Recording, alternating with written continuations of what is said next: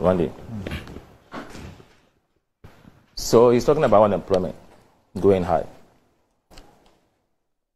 Son of man, can you tell me the specific interventions that you wrote out that created jobs for the youth, for Ghanaians? Can you tell us? Many. I'm saying that. Can you tell us? The hospitals we built. How many? Son of man. I'm saying that. Give us specifics. What you did to deal with the unemployment challenge we are having. The regional hospitals. That's we were in this country. That's specific. When Rashid people told the youth to go and cut grass, go and collect stones and stamp on the roadside and sell. Is that how you create jobs? You don't know that up to now, even your government gives contracts to the youth to go and do weeding, please, and to clear the roads. About that with respect. I'm saying that if you had established factories, the number we have done now, I'm telling you that the unemployment challenge would have come down. You don't know about the Ghana Gas project?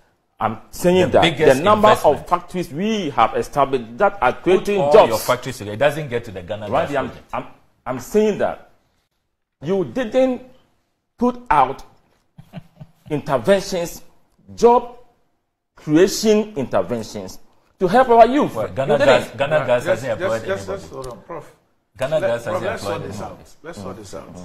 I have time for you. If the data says that by 2016, the unemployment rate was 8.7%. Yeah. And today it says it's 14 point something percent. 14.7, yeah. Must the creation of jobs not reflect in the data? 2016, we took over power in 2017. Yes. So the data is saying that in 2016, this number. Yes. But the point I'm making is that I am not seeing, like what we have done, I enumerated specific interventions that we have rolled out that are creating jobs. At least I talked about the 1D1F creating jobs. Look. No, wait. I'm saying that, I mean, the NDC, how did they do that at that time? Unemployment was a huge challenge, a burden that John Mahama came under pressure at the point. He said that, to paraphrase him, he's not a magician to create jobs. This was said under his tenure. But I'm telling you, at least, fiscal and visible things that we have done that are creating jobs. He's talking about University of Ghana. University of Ghana, I told there before. The idea to have that facility was conceived by management. John Mills, initiated it. John Mahama did the first phase. The second phase was done by Nana Akufo-Addo. He's saying that the Rich Hospital was built by John Mahama. You're still not addressing the issue I raised. Randy, I'm saying that maybe it's not your satisfaction. No, it's not about my satisfaction. Randy, I want you to help me to understand something. No, I want you to help me understand something. Yeah. If inflation is 6%, come back to the unemployment thing. Go ahead. I'll get there. Don't worry. Yeah. I say if inflation is 6% at a point in time, and another point in time it is 11%, and then we are being told that 2 million interventions were put in place for the 11%, and that the 6% should show which interventions were put in place.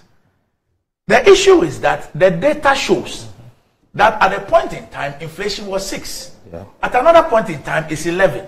6 is obviously better than 11. And the number of interventions that you put in place ought to ensure a reduction, not an increase. Yeah. So if you are comparing two areas, and you are saying that interventions have been made, the interventions must reflect in the data. So I say that at a particular point in time, it was 8 point something, not I say. The data says. The data says that today, it is 14 point something. You are asking the 8 point something to show you which interventions, because you have enumerated interventions. And I'm saying that to what end? The interventions must lead to a reduction in the data. So if the data says that this was 8.7 and this is 14.7, Does it matter if 5 million interventions were put in place? You see, you are the same person. You know, Randy, me, I try to be fair and candid in my analysis. Yes. But the same person, when we are talking about numbers, yes, then we say we should go into the details. When we are asking of numbers, at times you dispute them. Wait. So, 2016, there's a figure. Can you tell me the period? Are you saying that the 8.7% was employment created within the tenure of the NDC alone? I know not to know the period. No, we are talking. It's an unemployment figure, not employment. Unemployment figure. Yes. Okay. 8.6. So are you saying that was the period within the rulership of the NDC alone? That 8.7. Now the number. I don't get you. No, there should be a period. There should be a period. Now 8.7 by 2016. Yes. Which period was the data analyzed? That's the question I'm asking. Now, a 10-year period for the population housing census. You know, it's done every 10 years. So then it also is into Kofo's administration. Yeah, no problem. Yeah. So now, between 2016 and 2020, what was the year? Is it 2023 or? I think 2023. Yeah. Really, you think? I think Let's so, check and be sure. Okay, so it wasn't this year. Okay, yes, I remember. I think it could be 2020. We have to check. 2020, we have to check. So we must also look at the period within this unemployment has happened, and also the population density among the population we are looking at, for us to be able to disaggregate the numbers and convincingly conclude in a certain way that we want. That's the point I'll make about that. And also, as I said, that the Wait Hospital, was it built by John Mahama? The Wait Hospital, because information I have is contrary to that. Who built it? Let me. You are not. No. You are not aware. No. Wait. The new Ridge Hospital, the expansion, the renovation, the transformation was done by Mahama. Happened under President Mahama. You don't know that? No. Was it happening under him in 2014? Yes. But you see, major upgrade and rehabilitation of regional hospital. You know, Ridge Hospital was built a long time ago. Yes. The upgrade and rehabilitation of Ridge Hospital is being funded by HSBC Bank and Exim Bank of USA and constructed by Bugres Batment International at the total cost of this. Under your tenure, fine. Okay. Randy, there are so many facilities in this country. Some were started by J. Kofo and the NDC administration. For example, you go to UHAS, you go to UNEL. The current upgrade of these institutions saw the contribution of this administration. When I was at NAB, I visited UNEL. What you left there is not the same as what is there now. You go to UNEL, the same thing. In West of Ghana, phase 2 was done by Nana Akufo-Addo. Was completed by us. Monies has been spent on those projects, and these monies are parts of the debts we are talking about. The repayment, Eurobond, you are saying that Kenoforiata did what? Because he wanted profits. When the NDC, under your tenure, you were deputy minister on 2 occasions, when you went to the bond market to get Eurobond, did you do that to get profit on them? Did you? I mean, let us be fair. Borrowing the NDC, why did you go to the IMF in 2014? Because at that time, the city was not doing well. And you went there for support to hold the city down. If you don't know, I'm telling you this, my brother. There's nothing in the budget, but you are from the water region. You are from there. You know that the Keta water supply is being done by this administration. I go to Ho and I see that the roads at Ho that you neglected are being faced by this administration. My good father, what are you talking about? Let us be fair to the issue. I'm saying that If there are issues, we can deal with them. But don't try and sit here and distort, fast on the ground. Are we not building roads at home? Are we not working on the Kita and water supply? Are we not embarking on... I was on Joy News one day with the firm of Roxon, and he mentioned a lot of things that this administration has done over there.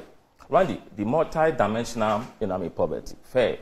We are all doing our best to improve upon poverty levels in this country. Randy, I have a report here. 25 countries have multi-dimensional poverty within 15 years, but 1.1 billion remain poor. United Nations, Ghana.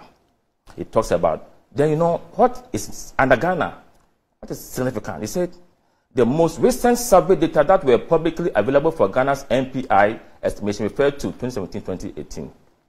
Based on the estimates, about 8 million people, 24.6% of the population in Ghana in 2021 is multidimensionally poor. In addition, about 6.5 million Ghanaians, 21.1%, is classified as vulnerable to multidimensional poverty in 2021. So you are right, the report is right. But Randy, it goes on, and this is in quotation marks. It says, it is difficult to see the real poverty picture post-COVID, but the available data used for this multidimensional poverty index shows Ghana was making progress towards poverty reduction. It is important to consolidate the gains made over the period and accelerate recovery efforts to ensure no one is left behind.